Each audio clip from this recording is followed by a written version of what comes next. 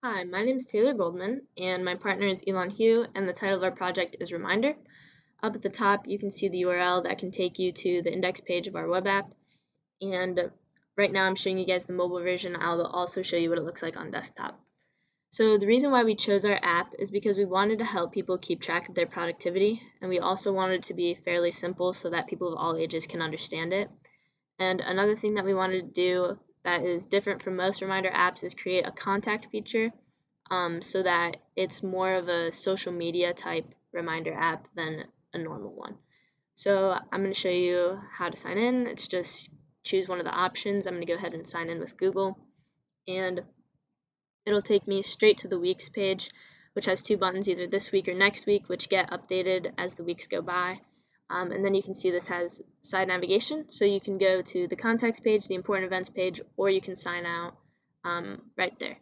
So if you click on this week, it'll take you to the days page, which has 7 buttons for each day of the week, and also this icon in the bottom right where you can add an event.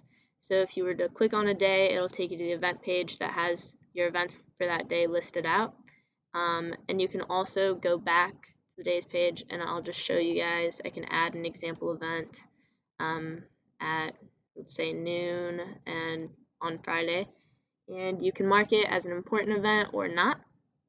So I'm going to go ahead and create that, and I will click on Friday, and you can see that I have this example event here at noon.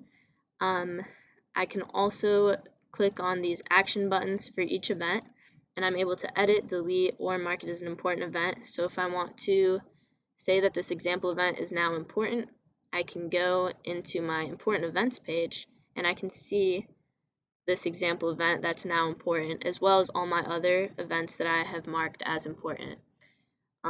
They're all listed here. And so I can go back with the side navigation to the weeks page and then back into this week to go back into these events. And if I want to edit it, I can now change the name of it, say it's a class meeting at 11:45 instead of noon, and I can save that and it gets updated right away. And then I can also go ahead and delete events.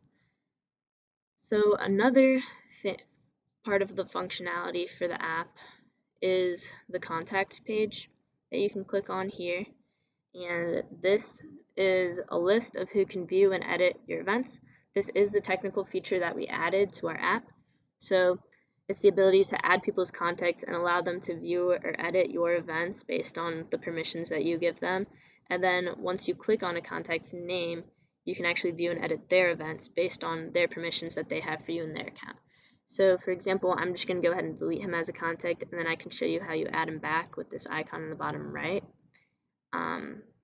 And if I go ahead and add him as a contact and I say that he can view my events, he'll now be able to do that on his end when he's signed in. But if I click on his name, I'm able to see his important events. And as you can see, these events are not the same that mine were, because the user data entity in the back end is connected to the events in the database. So you can see how those are connected because it only displays his events once I've clicked on his name. So that's pretty much all of the functionality for our app. I can also show you what this looks like on the full screen. It's much larger, at a larger scale, and you can see these events, and you can still delete them if you want, and go to the contacts page and see your contacts and everything like that. So I'm going to go ahead and sign out. I really hope you enjoyed watching the video. Thank you, and I hope you enjoy using our app.